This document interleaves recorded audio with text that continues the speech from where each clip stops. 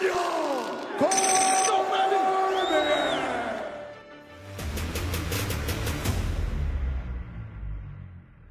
है दोस्तों। अरे कुश्ती टूर्नामेंट में दिन बहुत लंबा था, लेकिन मैं आप लोगों से शॉन स्ट्रिकलैंड ने फ्लफी हर्नांडेज के साथ जो किया उसके बारे में बात करने जरूर आना चाहता था। वो फाइट कार्ड तो कमाल का था। आज का वीडियो टोटल वायरलेस लाया है, यूएफसी का आधिकारिक वायरलेस प्रदाता। वे आपके साथ हैं असीमित 5G डेटा के साथ, जो आपको धीमा नहीं करेगा। ये एक दमदार कदम है और शॉन स्ट्रिकलैंड ने आज दिखाया कि वह खतरनाक है। अरे मैं हमेशा हमेशा हैरान रहता हूं, है ना। शॉन स्ट्रिकलैंड की फाइट वीक में मैं हैरान था, क्योंकि लगा था कि वह पहले से ज्यादा पागल नहीं हो सकता। लेकिन हर हफ्ते जब भी कैमरे उसके सामने होते हैं, वो और भी आगे बढ़ जाता है और ज्यादा बातें कहता है। और यह हफ्ता भी ऐसा ही था, है ना। शॉन स्ट्रिकलैंड बेकाबू हो रहा था और आपको लगा होगा कि वह कुछ ज्यादा कर रहा था, शायद किसी बात से परेशान होकर। लेकिन नहीं, शॉन स्ट्रिकलैंड तो शॉन स्ट्रिकलैंड ही था, क्योंकि वह ऐसा ही है। आज रात की इस लड़ाई में वह एंथनी हर्नांडेज से लड़ रहा है, जिसने लगातार 8 फाइट जीती हैं, जिसने अपनी गति, दबाव, दृढ़ता और सहन शक्ति से लोगों को पस्त कर दिया है।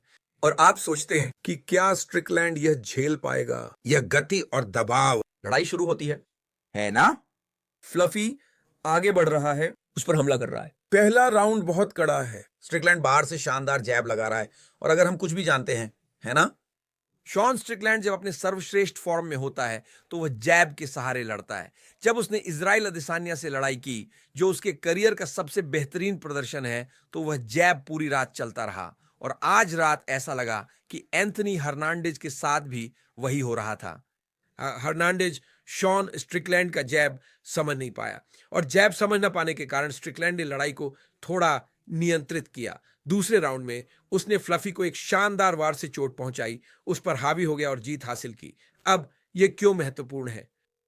फ्लफी हर्नांडेज की कुश्ती, कार्डियो, मुक्केबाजी, दृढ़ता और ठोड़ी की हर जगह तारीफ होती है। जब किसी का जबड़ा मजबूत हो, और हमने खेल में ऐसे कई देखे हैं, और आप उन्हें गिरा नहीं सकते, नॉकआउट नहीं कर सकते, सिर पर मुक्कों से चोट नहीं पहुंचा सकते, तो आप क्या करते हैं? आप शरीर पर वार करते हैं। एंथनी हर्नांडेज इतना दबाव डालते हैं कि वह घुटनों के वार की रेंज में आ जाते हैं, खासकर यदि आप पीछे हटते हुए या दबाव में घुटने से वार करने की क्षमता रखते हैं। शॉन ने बिल्कुल वैसा ही किया। शॉन ने उसे घुटने से मारा, और सालों में पहली बार मैंने एंथनी हर्नांडेज को पीछे हटते देखा, क्योंकि वह घायल था। लड़ाई के बीच वार पर प्रतिक्रिया करते उसे मैंने पहली बार देखा। वह आमतौर पर मुक्के किक आसानी से झेल लेता है, उसे कब चोट लगी पता नहीं चलता। पर आज साफ था कि स्ट्रिकलैंड ने उसे घायल किया, और स्ट्रिकलैंड ने उसे सिर्फ चोट ही नहीं पहुंचाई, बल्कि खत्म भी कर दिया। ये बहुत बड़ी बात थी। लेकिन जब आपके पास ऐसे अविश्वसनीय रूप से मजबूत लड़ाके देख रहे हों, और वे ऐसा करें, ऐसा करो। हां, तुम उन्हें सिर पर मुक्के मारना चाहते हो। मुझे पता है कि लक्ष्य सिर लगता है, चलो इसे करते हैं। लेकिन अगर वे अच्छे हैं और उनका जबड़ा मजबूत है, तो घुटने शरीर पर किकी हैं, जो अंततः उन लोगों को धीमा कर देंगे। शरीर पर किक थे, और शॉन स्ट्रिकलैंड ने वही किया। उसने जो घुटना मारा वह पहला नहीं था, पर सबसे ज्यादा नुकसानदेह और निर्णायक था। उसने उसे इससे काफी बुरी तरह घायल किया और अंततः जीत हासिल की। तो फिर आप शॉन स्ट्रिकलैंड को माइक पकड़ा देते हैं। देखो, अगर शॉन स्ट्रिकलैंड सोमवार, मंगलवार और बुधवार को बेकाबू है, माफ करना, लड़ाई तीसरे राउंड में खत्म हुई, पर दूसरे राउंड में मुझे लगता है उसने उसे चोट पहुंचाई। अगर शॉन स्ट्रिकलैंड फाइट के हफ्ते की शुरुआत में थोड़ा बेकाबू होते हैं, जब आप लड़ चुके होते हैं, आप ऊर्जा, भावना और एड्रेनालाइन से इतने भरे होते हैं, भगवान ही जाने वो क्या कहेगा। वो खमजत चिमाएव को ललकारता है और बातें करने लगता है। देखो, उन दोनों के बीच अभी बहुत बड़ी तकरार चल रही है, क्योंकि मैंने हाल ही में एक वीडियो देखा था जहां खमजत चिमाएव ने बताया कि उसने और शॉन ने बहुत स्पारिंग की थी। इसीलिए शॉन बात करना और लड़ना चाहता है, क्योंकि मुझे लगता है कि उसे पता है, वह कहता है कि शॉन बातें करता है क्योंकि उसे पता है कि उसने उसे मात दी थी। स्ट्रिकलैंड कह रहा है, मुझे लड़ाई चाहिए, मुझे ये बहुत पसंद है। अब क्या शॉन खमजत का बचाव इस तरह कर पाएगा कि उसे 25 मिनट तक नीचे गिराकर नियंत्रित न किया जाए? मुझे नहीं पता, मुझे नहीं पता। लेकिन मैं आपको एक बात बताता हूं जो मैं जानता हूं, कि अगर आज रात वाला आदमी उस लड़ाई में आया तो महान खमजत चिमाएव के लिए यह बहुत मुश्किल लड़ाई होगी। क्यों? क्योंकि इजराइल अदेसान्या भी अपनी शक्ति के चरम पर शॉन स्ट्रिकलैंड के उस रूप से जूझ रहा था।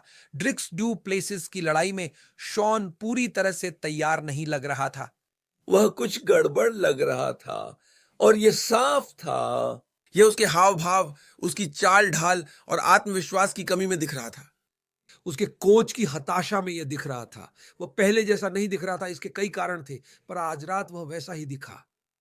वह विश्व चैंपियन जैसा दिखता है। और अगर तुम कहो कि उसने वो फाइट सामान्य निर्णय से जीती होती और फाइट के बाद इंटरव्यू दिया होता तो सब उस पर हंसते। मैं लगातार वीडियो देख रहा हूं जहां बताया जा रहा है कि यूएफसी ने शॉन स्ट्रिकलैंड का माइक उसकी फाइट के बाद की प्रेस कॉन्फ्रेंस में काट दिया।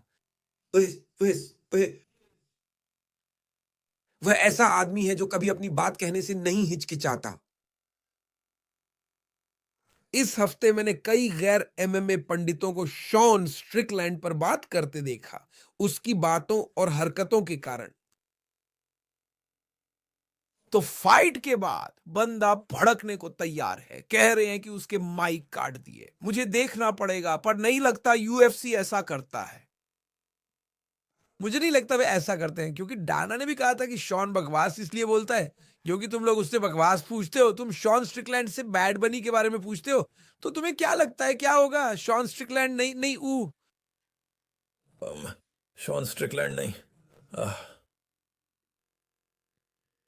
फिर खुलकर बोलता है, और मुझे पक्का पता है उसे सुपर बाउल में बैड बनी पसंद नहीं, तो तुम्हें एक जबरदस्त डील देगा। लुइस ने कहा, उन्होंने उसका माइक काट दिया था।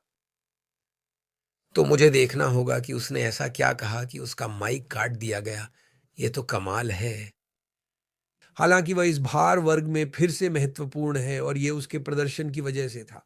2 राउंड और कुछ ज्यादा में उसने 110 महत्वपूर्ण वॉर किए और केवल 55 ही दिए, और एंथनी फ्लफी हर्नांडेज को एक भी टेक डाउन नहीं दिया। और सच कहूं तो फ्लफी इतना अच्छा इसलिए रहा है क्योंकि वह उन लड़ाइयों में टेक डाउन हासिल कर पाया है। दोस्तों, रात का मेरा सबसे शानदार प्रदर्शन उरोस मियोचिच का है, जेफ नील को नॉकआउट करने के लिए। यार, जेफ नील कमाल का है। वो एक जबरदस्त मुक्केबाज है। मियोचिच का उसे एक ही पंच में नॉकआउट करना अविश्वसनीय था। जेफ पर तरस आ रहा है। अब उसके मीम्स बनेंगे। जब वह जमीन पर गिरा, नाक से बलगम निकला। जब ऐसे नॉकआउट होते हो, शरीर पर नियंत्रण नहीं रहता। तो मुझे दुख है कि उसे यह सब सहना पड़ेगा, लेकिन उरोस मियोसिक, डॉक्टर को देखो, इस डिवीजन में वाकई आगे बढ़ रहा है। साथ ही मेरे दोस्त जैकोबी स्मिथ को सलाम, आज रात अपने पहले मेन कार्ड फाइट में शानदार प्रदर्शन के लिए। पहले राउंड में टीकेओ उसने सुधार दिखाया और उसकी कार्डियो भी बेहतर हो रही थी। उसने आज रात कई बेहतरीन काम किए। मुझे जैकोबी स्मिथ पर बहुत गर्व है। ह्यूस्टन टेक्सास से क्या रात थी! ये पूरी दुनिया के बेहतरीन फाइट वेन्यू में से एक है। मुझे दुख है कि मैं इस बार एच टाउन नहीं जा पाया, पर यह कमाल का लग रहा था। मैं कुश्ती टूर्नामेंट में हूं दोस्तों। हम एक टीवी लाए, उसे मेज पर रखा और आज रात सारे मुकाबले देख रहे हैं। ये शानदार था और वो लड़ाइयाँ बहुत अच्छी थी। दोस्तों, अगली बार तक लाइक सब्सक्राइब करो और अपने दोस्तों को बताओ कि मेरा यूट्यूब चैनल है और मैं ऐसा कंटेंट बनाता हूँ। अगली बार तक फिर से शांति।